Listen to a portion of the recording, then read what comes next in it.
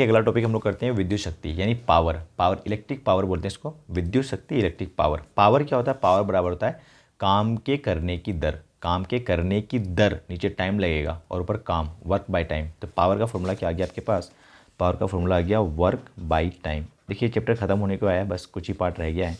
Power बराबर होता है वर्क बाय टाइम। काम के करने की दर को हम लोग पावर कहते हैं। किसी विद्युत परिपथ में ऊर्जा के खर्च की दर को, ऊर्जा किस दर से खर्च हो रहा है, उसी बात को हम लोग क्या कहेंगे? उस परिपथ की विद्युत शक्ति कहेंगे। तो पावर बराबर क्या हो गया? वर्क बाय टाइम, जहाँ पर पी विद्युत शक्ति है, डब्ल्यू काम है, ऊर्जा है, और टी क्या है? समय है। अब ध्यान से देखिए पावर का मात्रक क्या होगा? पावर का मात्रक होगा जूल। देखिए काम है ना, काम, तो जूल पर सेकेंड नहीं होगा, जूल पर सेकेंड। और जूल पर सेकेंड को ही हम लोग वाट कहते हैं। क्या कहते हैं?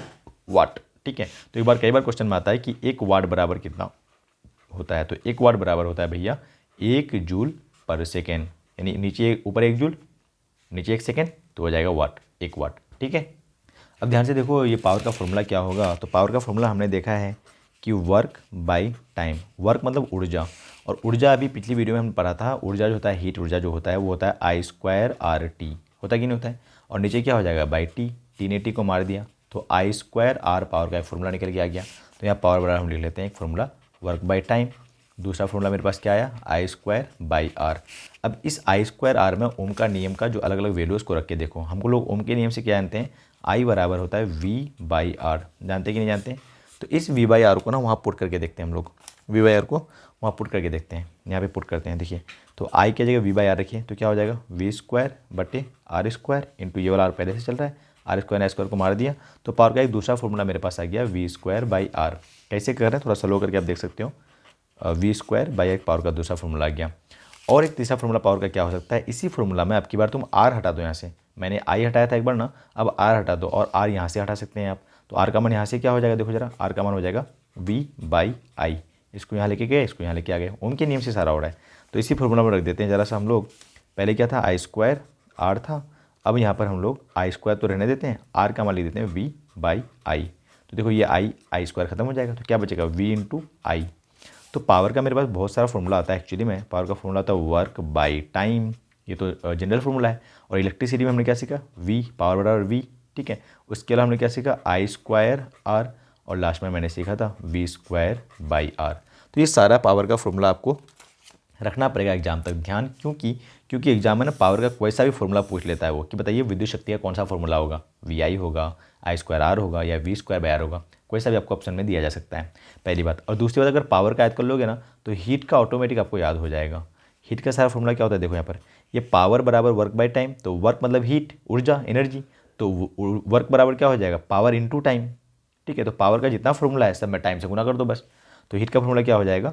VIT, विट बराबर I²RT, सब में टी से गुना कर दो बस। और यहाँ क्या हो जाएगा? V²/RT। आया नज़र? आया नज़र? पिछली भी वीडियो में हमने देखा था डिटेल में ये करके। ठीक है, जो एनर्जी का फॉर्मूला है। तो ये दोनों फॉर्मूला आप साथ में याद कर सकते हो। पावर अगर आप याद कर लेते हो VI, I²R, V²R, तो सारा आपको हीट का फॉर्मूला याद हो जाएगा, विट, I²RT, V²/RT। ओके, तो वही बात मैंने यहाँ लिख दी है, ध्यान से एक बार देख लो आप। और साथ में मैंने यूनिट ऑफ पावर भी यहाँ पर समझाने की कोशिश करी है। जूल पर सेकेंड, वाट होता है, ये वाली बात मैंने लिख दी। इसके अलावा विद्युत ऊर्जा का मात्रक जो होता है ना, एक तो जूल होता ही है, एक किलोवाट घंटा होता है, किलोवाट आवर बोलते हैं, किलोवाट आवर। यानी 1 किलोवाट पावर वाला कोई बल्ब को अगर 1 घंटा तक जलाइएगा तो जो भी यूनिट ऊर्जा खर्च होगा उसको हम लोग किलोवाट आवर कहते हैं। और किलोवाट आवर को यूनिट भी कहा जाता है। किलोवाट आवर को सिंपली क्या कहा जाता है? यूनिट। तो 1 किलोवाट आवर बराबर 1 यूनिट हो गया। और 1 किलोवाट आवर में ऊर्जा जो होता है वो होता है 3.6 इंटू 10⁻6 जूल। ये वाली बात कैसे आया आप देख सकते हो, मैं दिखा दूँ क्या? देखो जरा ये कैसे आया है। 1 किलोवाट बराबर 3.6 इंटू 10⁻6 जूल कैसे आया है? 1 किलोवाट, देखो 1 किलोवाट आवर, किलो मतलब क्या होता है? 1000 है ना, और वाट मतलब होता है जूल पर सेकेंड, और आवर का मतलब होता है कितना सेकेंड? 3600 सेकेंड। ठीक है, सेकेंड ने सेकेंड को मार दिया तो देखो 36 गुना 5 जीरो हो गया। तो 36 पे कितना जीरो आया? 5 जीरो आया कि नहीं आया? अगर मैं यहाँ ऐसे इसको लिख सकता हूँ ना, 36 इंटू 10⁵, ये तो मतलब हुआ 5 जीरो का। और यहाँ पर अगर पॉइंट दूंगा तो यहाँ पे को 6 और देना पड़ेगा। तो देखा आपने 3.6 इंटू 10⁻6 जूल।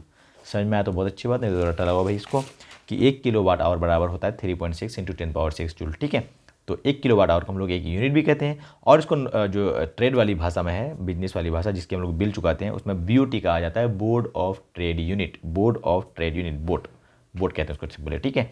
और हम लोग घर में जो बिजली का बिल देते हैं वो ऊर्जा का ही देते हैं, और ऊर्जा जो हमारे घर में बिल आती है वो यूनिट पर आती है, यूनिट पर, ठीक है। तो हम लोग कुछ क्वेश्चंस करेंगे न्यूमेरिकल, तो आपको समझ में भी आएगा वहाँ पर।